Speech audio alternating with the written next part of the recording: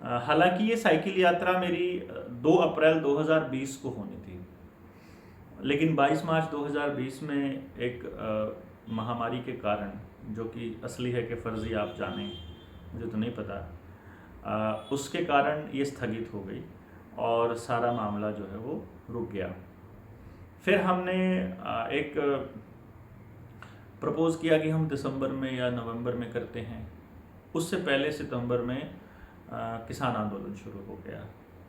तो अब किसान आंदोलन जो है वो कंटिन्यूसली चल रहा है। सॉरी, नवंबर में ही किसान आंदोलन शुरू हो गया था, 26 नवंबर को। तो अभी मुझे लगता है कि फिर अभी हम लोगों को वो यात्रा शुरू करनी चाहिए। उस वक्त मुद्दे थे मेरे एजुकेशन और एम्प्लॉयमेंट का मुद्दा। मैं एक ऐसे एजुकेशन सिस्टम पे काम कर रहा हूँ जिसमें 100% एम्प्लॉयमेंट पॉसिबल है। तो मैं इस थॉट को, इस विचार को जन जन तक पहुँचाना चाह रहा था, और हर एक गांव में मैं इस चाह रहा था कि ऐसे युवा तैयार हों जो अपने अपने गांव को बचा लें। क्योंकि मैं अगर किसी गांव को समय देता हूं तो मुझे 5 साल उसको डेवलप करने में लग जाएंगे।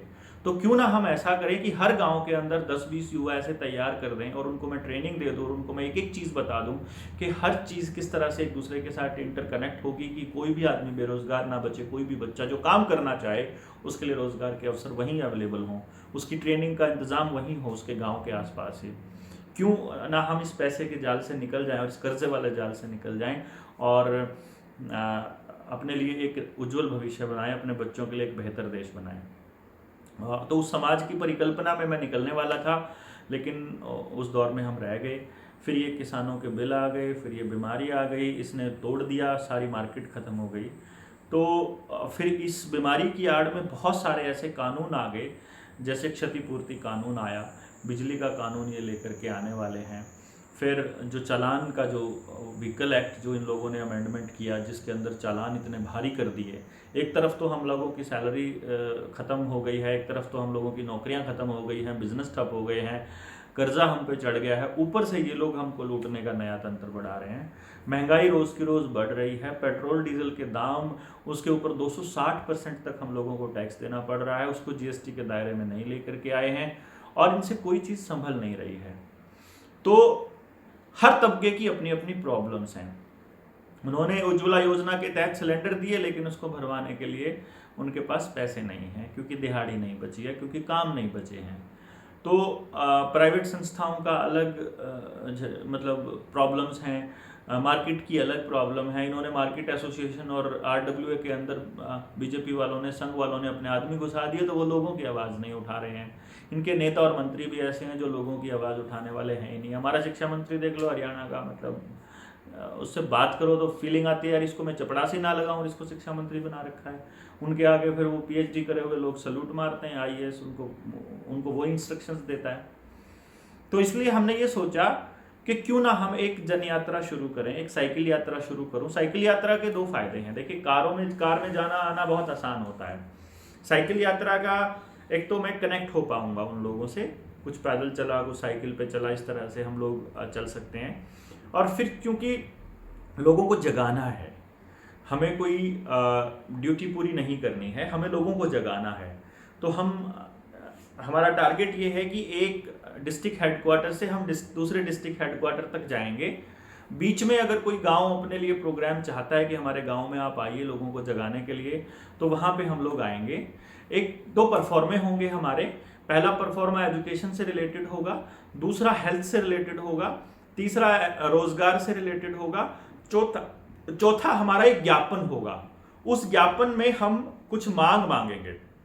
गांव वाले अपने लिए अलग से मांगे ऐड कर सकते हैं, पर कुछ जनरल मांग हैं, जैसे कि ये जो हम लोगों के ऊपर ये चालान की जो फीस है ये कम करने की, हमारे जो ऋण हैं, हमारे जो ऋण माफ़ करने की, फिर जो किराया हम लोगों को देना पड़ रहा है जब ये लॉकडाउन है और अगर जो सब कुछ नहीं खुला हुआ है और मार्केट के अंदर अगर काम नहीं है, तो हम लोगों का किराया माफ़ करने की, फिर हम लोगों को वित्तीय सहायता देने की, और जो बच्चे बेरोजगार हैं उनको वित्तीय सहायता देने की, जो ड्रग्स का व्यापार बढ़ रहा है उसके ऊपर रोकथाम लगाने की, जो भर्तियां खाली हैं उन भर्तियों को भरने की और सही तरह से कंडक्ट कराने की। कि ये जो तंत्र है कि चपड़ासी के लिए भी आपको एचसीएस के लेवल का एग्जाम दे रहे हैं, दिस इज नॉट फेयर।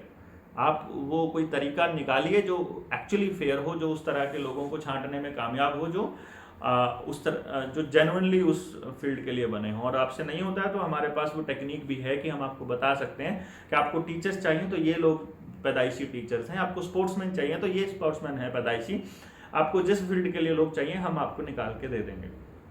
दूसरा, और भी जितनी प्रॉब्लम्स हैं, चाहे आपकी जोहड़ की हैं, चाहे पानी की निकासी की हैं, चाहे गांव में लाइट की है, चाहे नशे की है, चाहे सरपंच का भ्रष्टाचार की हैं, चाहे आप कोई संस्थान ठीक से नहीं चल रहा है, स्कूल की है, शामलात की भूमि की है, स्टेडियम की है, और चीज़ों की अपॉइंटमेंट की है, आप अपनी अपनी प्रॉब्लम्स को लिखना शुरू कीजिए।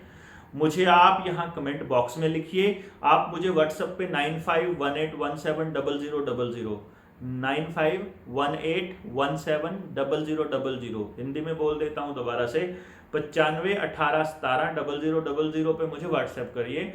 मैं उनकी लिस्टिंग करूंगा और फिर हम एक जर्नल ज्ञापन बनाएंगे पूरे हरियाणा का। वो ज्ञापन हम हर डिस्ट्रिक्ट हेडक्वार्टर में डीसी को सौंपते हुए जाएंगे। और मेरा इरादा ये है कि या तो हम सिंघू से स्टार्ट करेंगे और टिकरी पे इसका खात्मा करेंगे, मतलब खात्मा इन द सेंस कि हम समापन करेंगे, और या फिर टिकरी से स्टार्ट करके हम लोग पूरा हरियाणा घूम के हम सिंघू पे पहुंचेंगे। रूट इस तरह से प्लान कर लेंगे, वो कोई that not a big issue. तो इसमें आप लोगों की मदद हम लोगों को चाहिएगी कि आप एक तो हमारे इसके अंदर क्या क्या मदद कर सकते हैं। साइकिल, आप लोग साइकिल लेकर के हमारे साथ आ सकते हैं, आप हमें पैम्फलेट छपवा के दे सकते हैं, आप हमारे लिए कुछ छोटे हाथी का अरेंजमेंट कर सकते हैं, आप जनरेटर का, इन्वर्टर का, साउंड का, आप क्या इंतज़ाम हमारे लिए कर सकते हैं। हम चाहेंगे कि आप हमको पैसे बिल्कुल ना दें, लेकिन आप जो भी मदद कर सकते हैं वो इस तरह से आप हमारी मदद कर सकते हैं। मदद नहीं भी कर सकते हैं तो हम कम रिसोर्सेज में चल पड़ेंगे, फिर खाली साइकिल उठा के चल देंगे, प्रचार नहीं हो पाएगा, लोगों तक नहीं पहुंच पाएंगे, बस इतना सा फर्क है। बट फिर भी मेरी इल्तजा ये है आप लोगों से कि आप बेशक मदद मत कीजिए, लेकिन आप अपने गांव की प्रॉब्लम्स को तो सॉर्ट आउट कीजिए। आपसे इतनी इल्तजा रहेगी कि 5-7 लोग जो हैं वो बच्चे अपने आसपास की प्रॉब्लम्स को इकट्ठा करके एक लिस्ट डाउन करके और हम लोगों को पकड़ा दें या हमें भेज दें, तो हम उसको प्रॉपर फॉर्मेट में बना करके और फिर हम रिप्रेजेंटेशन दे दें लगभग हर डिपार्टमेंट को जिससे भी वो संबंधित है। चाहे रोड के ऊपर बड़े गड्ढे हो रखे हैं उससे रिलेटेड, चाहे मौत के नए नए सामान घूम रहे हैं, सांड, गाय, कुत्ता, बिल्ली सड़कों के ऊपर, इस फॉर्म में जहरीला जो पेस्टिसाइड्स का इस्तेमाल हो रहा है उसको रोकने के केस में, अस्पतालों में ठीक से इलाज नहीं हो रहा है उसके केस में, स्कूलों को मतलब स्कूलों की दशा ठीक करने के लिए, और जो चीज़ बेचने की तैयारी कर रहे हैं उसको रोकने के लिए। तो इस तरह के जो मतलब चीज़ें हैं वो आप अपनी प्रॉब्लम्स आप हमें भेज देंगे तो हम उनको नोट डाउन करके आप तक भेजते रहेंगे। पहले भी हमने आपसे कुछ वीडियोस के अंदर सुझाव मांगे थे और कुछ लोगों ने हमें कहा था कि उनके गांव में प्रोग्राम्स हों, तो वो लोगों की लिस्ट भी मैं अभी तैयार कर रहा हूं। और आप लोगों को भी अगर अपने गांव के अंदर प्रोग्राम चाहिए तो आप भी मुझे मैसेज कर सकते हैं, इस नंबर पर व्हाट्सएप भी कर सकते हैं 9518170000 पे, या फिर आप मुझे वहाँ भेज सकते हैं। आप मुझे ईमेल भी करेंगे तो मैं आपको ईमेल भी कर दूंगा उसका फॉर्मेट कि वो किस तरह का ज्ञापन है, तो उसमें आप अपनी लिस्टिंग ऐड करके अपने गांव के लोगों से साइन करवा के आप हमें वहाँ सौंप सकते हैं जब हम अपने के गांव में आएंगे। और हम गांव के अंदर आपको ये बताएंगे कि ये बीमारी किस तरह से फर्जी है, हम आपको ये बताएंगे कि इसकी आड़ में क्या क्या बेच रहे हैं, फिर हम ये भी बताएंगे इससे कैसे बचा जाए, गरीब तबका कैसे अपने बच्चों का उज्जवल भविष्य बनाए, मिडिल क्लास कैसे और बढ़िया बेहतर करे, और जो अमीर लोग हैं जिन लोगों का गांव के अंदर ठीक रोटी चल रही है उनका क्या दायित्व बनता है कि वो पूरे गांव को कैसे संभालें और गांव के अंदर कैसे टैलेंट निकालें और किस तरह से हर बच्चे के रोजगार का इंतजाम करें। इस बात के ऊपर चर्चा होगी गांव-गांव जा करके। आप लोगों को बहुत पार्टिसिपेट करना होगा इसके अंदर और युवाओं को आगे आना होगा स्पेशली, नहीं तो आने वाले वक्त में अगर बेरोजगारी और निराशा जिस तरह से छाई हुई है समाज के अंदर, नशा बहुत बढ़ने वाला है। आपके बच्चों को या तो दवाई या तो टीका लगा करके या फिर डिप्रेशन में डाल करके या फिर बीमार करके या फिर नशा दे के उन लोगों को अगली पीढ़ी को ख़त्म करना है। और 25-30 करोड़ बच्चा ऑलरेडी ऑनलाइन एजुकेशन के जरिए खराब हो ही रहा है इंटरनेट और मोबाइल के जरिए, और आपको अपने गांव के अंदर कंप्लीट लॉकडाउन लगाना होगा टेलीविजन के ऊपर। टेलीविजन को बिल्कुल बंद कर दीजिए। आप कुछ खबरों के लिए कहते हो कि हमें कुछ खबरें देखनी होती है, मत देखिए वो खबरें।